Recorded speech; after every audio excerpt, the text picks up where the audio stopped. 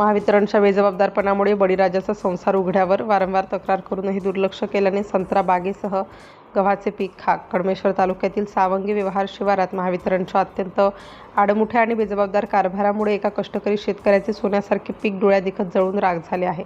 मोहोपा येथील रहिवासी असलेल्या शेतकरी मंगला सुधाकरराव ढगे यांच्या शेतातून गेलेल्या विद्युत वाहिनीच्या तारांचे प्रचंड झोल पडलेले असून त्या अत्यंत धोकादायक स्थितीत लोंबकळत होत्या. विशेष म्हणजे या लोंबकळणाऱ्या तारांमुळे मोठा अनर्थ घडू शकतो अशी वारंवार तोंडी आणि लेखी तक्रार महावितरणच्या मोहोपा उपविभागाकडे करण्यात आली होती. मात्र विद्युत विभागाच्या अधिकाऱ्यांनी या गंभीर तक्रारींकडे पूर्णपणे डोळेझाक करून आपले कर्तव्य झटकले. महावितरणच्या याच कुंभकर्णी झोपेचा फटका अखेर बळीराजाला बसला असून बुधवारी 15 एप्रिल रोजी वाऱ्यामुळे या लोंबकळणाऱ्या तारांचे एकमेकांशी घर्षण झाले आणि त्यातून उडालेल्या ठिणग्यांनी संपूर्ण शेतात अग्नितांडव माजवले. या भीषण आगीत बागेतील 150 फळझाडे आणि कापणीला आलेले 80% गव्हाचे पीक पूर्णपणे जळून कोळसा झालाय. विद्युत विभागाच्या या अक्षम्य हलगर्जीपणामुळे शेतकऱ्याचे किमान 25 टन संत्री आणि 40 क्विंटल गव्हाचे उत्पादन मातीमोल झाले असून लाखो रुपयांचे आर्थिक नुकसान झाले आहे.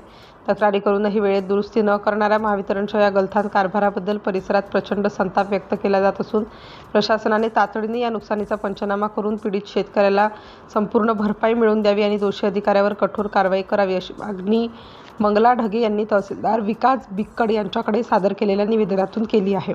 सिटी इंडिया न्यूजसाठी विशेष प्रतिनिधी चंदू मडावी.